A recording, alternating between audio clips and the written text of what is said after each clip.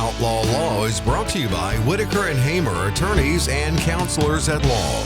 Your law firm for life. The Outlaw Lawyers, Josh Whitaker, Joe Hamer, Cassandra Nicholas, all attorneys, Whitaker and Hamer Law Firm. Josh and Joe, managing partners at the firm, practicing attorneys here in North Carolina, as is Cassandra Nicholas. And we talk legalese each and every week. I'm Morgan Patrick, consumer advocate. Quick reminder, there are offices located pretty much everywhere for Whitaker and Hamer: Raleigh, Garner, Clayton, Goldsboro, Fuquay, Varina, Gastonia, and Morehead City. Cassandra joins us from that Morehead City office.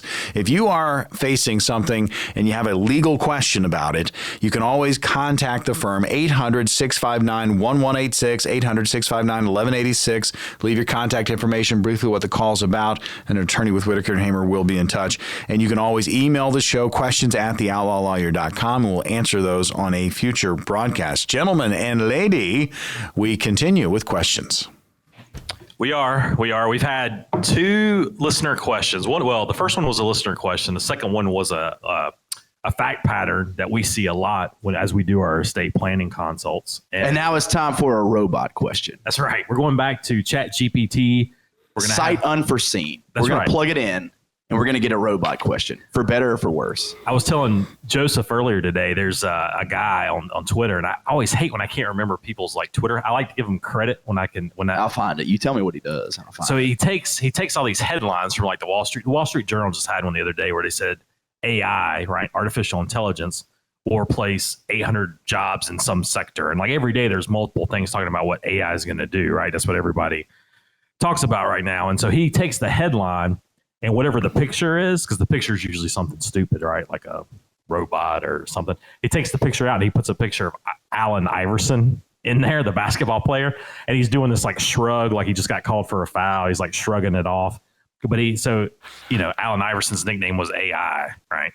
So anytime there's an article that says AI is doing something, he puts that picture in there.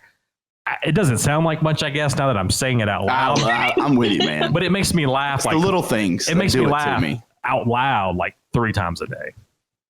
I don't know who it is. 3 times a day, man.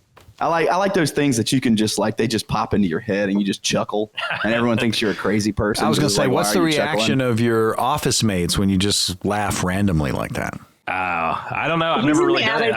They're too afraid to say anything, man. Yeah, my office is on the 3rd floor. I'm kind of sequestered away, so it's just me laughing like a crazy person up there. Josh is taking that Robitussin again. But this is what we like to do. We like Chat GPT to fire up some North Carolina specific legal questions, because me and Joseph and Cassandra are only licensed to practice law. And that's not true. Me and Joe are only licensed to practice law in North Carolina. Cassandra, where are you practiced? Where are you licensed to practice? In the District of Columbia. And space. In North Carolina. In North Carolina.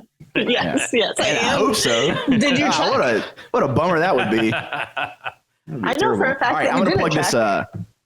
Hold, please. I checked. I gotta get this question. All right. Joe's dialing up a question from Chat GPT. Chat GPT. Yeah, you go. What are you going to say? I was going to say it's a very impressive system they got going. Operation there they got going. Yeah, very impressive. So, beep boop boop boop beep boop. Yeah, I was going to say show prep. I love it. You're just doing it on the fly, baby. Well, doing it on the fly. I think it shows our adaptability. No, your confidence. That's your confidence. Yeah, and our confidence. That's right. You know what this show? Definitely not ignorance. You know what this show, and not laziness either. Yeah, no. What this show needs is more sound effects. Yep. And then 2, I get that. We get that all the time. We need some kind of jingles or an intro. We need a contest for someone to musically talented people. Yeah, because I'm not. We'll play, even if you're not. If you send us some music, we will play it. We'll put it on the air. We'll put it out there to the billions of listeners. But we need a Chat GPT thinking. Yeah. Yeah. I just did the beep boop boop beep boop. That's good for. That's a good start. That is. It's pretty top notch. But I would invite anybody to do better than that. All right, I've got the results are in. And this is a terrible question. Just skip it. Go to the next. Nah, we're doing it. We promised the people, and we're all about integrity. And the question is can a pet cat be appointed as a legal guardian for a minor child? What was the prompt? What'd you prompt it with? I said, give me a legal question. I Give me agree a with legal Joe. We question. should not answer that question. Yeah, give me a legal question, man. You know, there was a Simpsons. Look, then I did it again because you were like, do it again. I did it again, and that's another cat question. Wait, you there was remember- a Simpsons episode? What? Do you remember The Simpsons where Marge becomes a real estate agent? It's a classic episode. It's No, I don't remember. No. It's like I know it's a theme. you know, a classic Simpsons episode is any episode in the first 11 seasons. And this is a classic episode. It's been on TV billions of times, but there's an episode where Marge decides she's going to go out and get a job. I can't remember what Homer did, how he wasted money, but Marge is going to go get a job.